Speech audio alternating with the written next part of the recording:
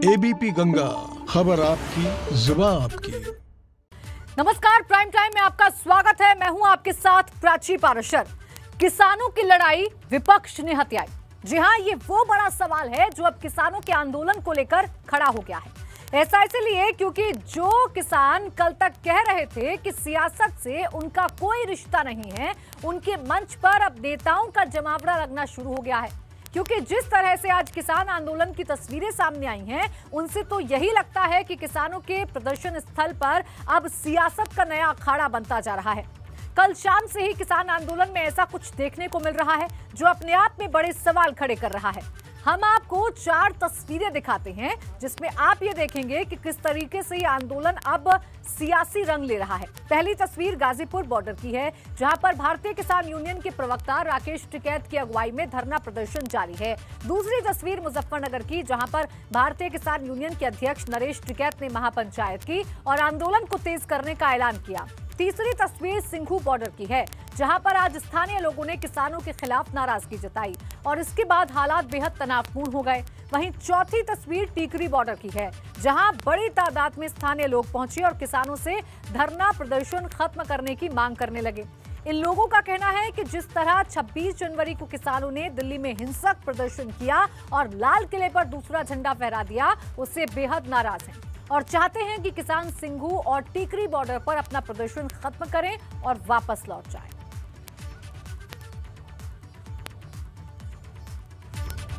तो जहां एक ओर दिल्ली के गाजीपुर बॉर्डर पर भाकियू प्रवक्ता राकेश टिकैत का धरना जारी है, तो वहीं मुजफ्फरनगर में भाकियू के अध्यक्ष नरेश टिकैत ने किसानों की महापंचायत की। इस महापंचायत में आसपास के किसानों ने हिस्सा लिया। वहीं ये महापंचायत भी सवालों के घेरे में आ गई, क्योंकि यहां भी सियासी दलों के नेता शामिल हुए। मुजफ्फरनगर में हुई इस महापंचायत में आम आदमी पार्टी के राज्यसभा सांसद संजय सिंह और आरएलडी के उपाध्यक्ष जयंत चौधरी दिखाई दिए। इस महापंचायत के जरिए फिर से भारतीय किसान यूनियन के टिकैत गुट ने अपनी ताकत दिखाने की कोशिश की। आपको बता दें कि कल शाम को राकेश टिकैत ने गाजीपुर बॉर्डर पर किसान आंदोलन को जारी रखने का ऐलान किया था, जिसके बाद फिर से आंदोलन की धार तेज होती चली गई। वहीं मुजफ्फरनगर में राकेश टिकैत ने महापंचायत की, जहां फिर से उन्होंने कहा कि जब तक कृषि कानून खत्म नहीं किया जाता, उनका आंदोलन जारी रहेगा। नरेश टिकैत ने महापंचायत की और नरेश टिकैत इस दौरान तमाम किसानों से अपील करते भी दिखे। नरेश टिकैत ने कहा कि आंदोलन को बदनाम करने की कोशिश की जा रही है। ऐसे में जो भी किसान आंदोलन में शामिल है, उन्हें शांतिपूर्ण तरीके से विरोध प्रदर्शन करने की जरूरत है। वहीं इस दौरान नरेश टिकैत ने एबीपी गंगा से खास बातचीत भी की, जिसमें उन्होंने कहा कि किसान फिलहाल दिल्ली कूच नहीं करेंगे, लेकिन अगर सरकार उन्हें मजबूर करती है तो जरूर भारतीय किसान यूनियन से जुड़े किसान दिल्ली कूच के लिए मजबूर हो जाएंगे। इस महापंचायत की जरूरत क्यों पड़ी? नहीं, इस महापंचायत की जरूरत तो इस जनता तक पूछा जा। हम तो जनता ने बुलाए, हमने नहीं रखी पंचायत तो जनता ने रखी। जनता तक पूछो भाई क्या कारण हुआ आज। लेकिन जिस तरीके से राकेश टिकैत गाजीपुर के बॉर्डर पर रोए हैं और उन्होंने कहा कि वो धरना समाप्त नहीं करेंगे चाहे कुछ भी हो जाए। नहीं, एक तो बताओ, किसानों की भावनाओं को ठेस पहुंचे तो इस तरह का जी भी तो किसी के दिल को ठेस पहुंचे, इस तरह का वो जी भी तो ऐसा सीन आवे, ऐसा दृश्य हो, कुछ ठेस पहुंचे होगी वहाँ को। किसानों के प्रति कोई ऐसी गलत नीति सरकार की होगी जो इस तरह का दृश्य देखने को मिला। क्या अब किसान दिल्ली कूच करेंगे नरेश टिकैत के नेतृत्व में? जी दिल्ली तो बहुत आदमी जा रहे, चले जाएंगे हम भी, किसी को हमको। आपने देखा कि ये नरेश टिकैत है और इनका साफ तौर से कहना है कि जो किसान हैं वो दिल्ली अगर आवश्यकता पड़ी तो कूच भी करेंगे और उनका कहना है कि जिस तरीके। वहीं इस दौरान आरएलडी के उपाध्यक्ष जयंत चौधरी तो एक कदम आगे ही निकल गए। उन्होंने महापंचायत के दौरान हाथ में गंगाजल लेकर कसम खाई, साथ ही आरोप लगाए कि जो किसान के साथ नहीं वो देश का गद्दार।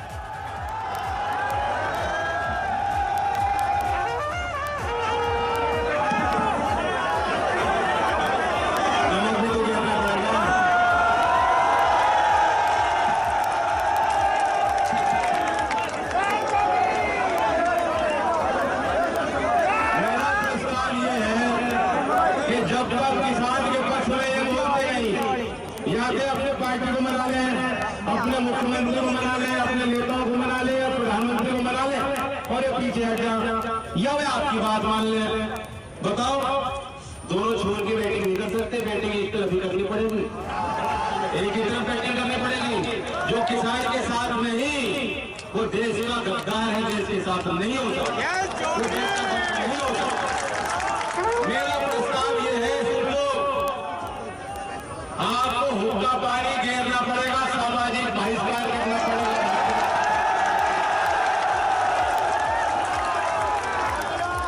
सहमत हो क्या? नमक कह दूं?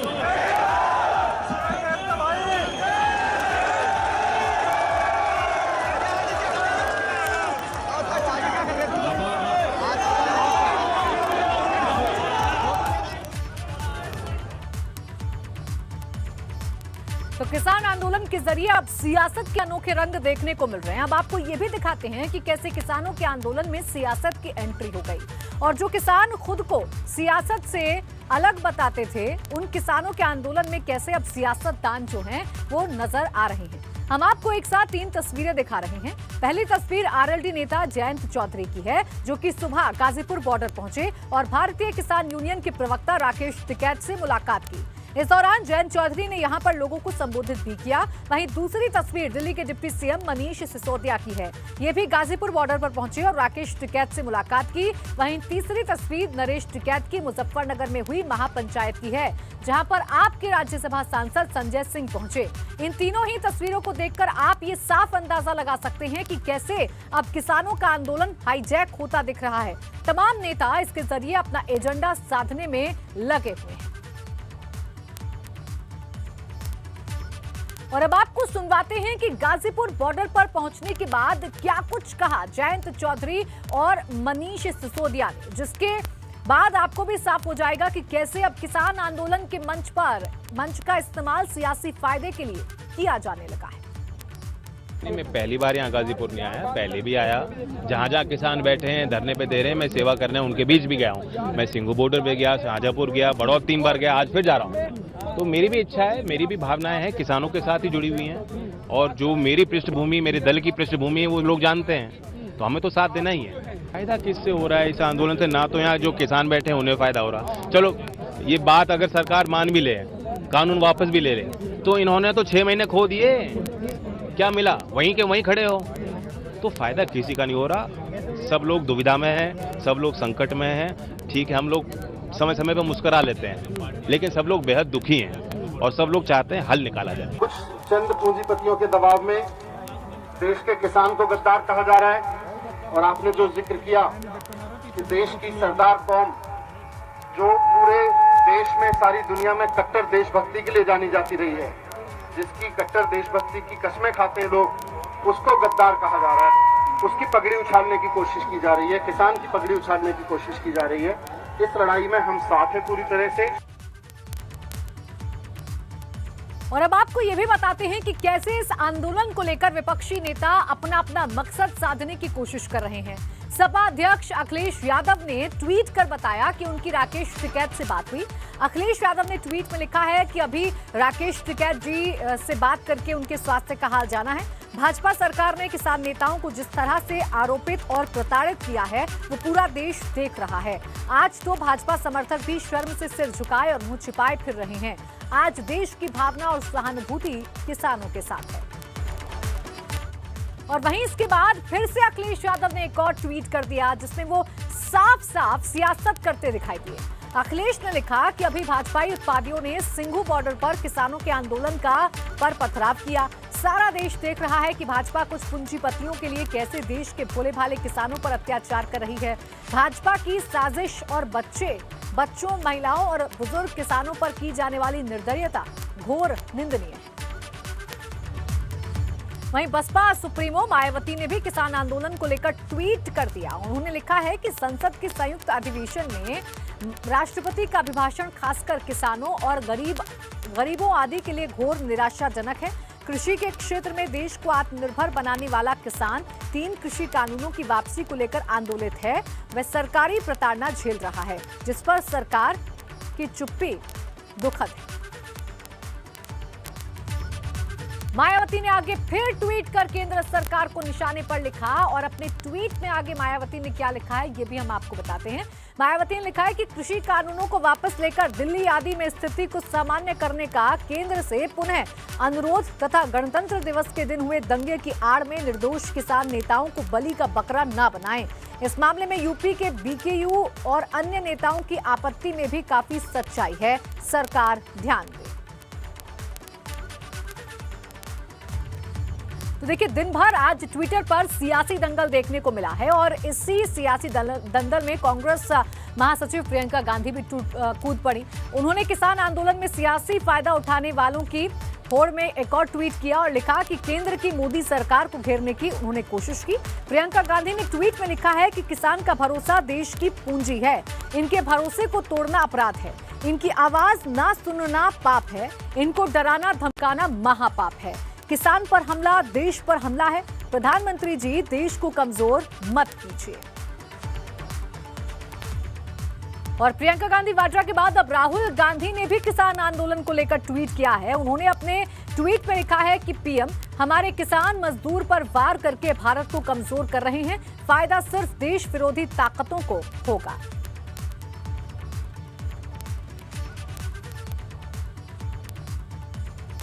और अब आपको दिखाते हैं कि कैसे किसानों के दूसरे प्रदर्शन स्थलों के खिलाफ स्थानीय लोगों का गुस्सा फूट पड़ा है। ये तस्वीरें जो आप देख रहे हैं, ये सिंघू बॉर्डर की तस्वीरें हैं, जहां पर आज स्थानीय लोगों और प्रदर्शनकारी किसानों के बीच में पथराव हो गया। आप तस्वीरों में साफ देख सकते हैं कि कैसे सिंघू बॉर्डर पर प्रदर्शनकारी किसानों और स्थानीय लोगों के बीच में झड़प देखने को मिली। यहाँ पर काफी देर तक दोनों ओर से पथराव होता रहा और इसे रोकने के लिए पुलिस और सुरक्षा बलों को कड़ी मशक्कत करनी पड़ी। तस्वीरें साफ साफ बयां कर रही हैं कि कैसे सिंघू बॉर्डर पर भी हिंसा देखने को मिली, जहां पर किसानों और स्थानीय लोगों के बीच जमकर पथराव हुआ। स्थानीय लोग कल से ही सिंघू बॉर्डर को खाली कराने की मांग कर रहे हैं। आज भी इसी मांग के साथ पहुंचे थे और नारेबाजी कर रहे थे, लेकिन इसी बीच इनकी किसानों के साथ हिंसक झड़प।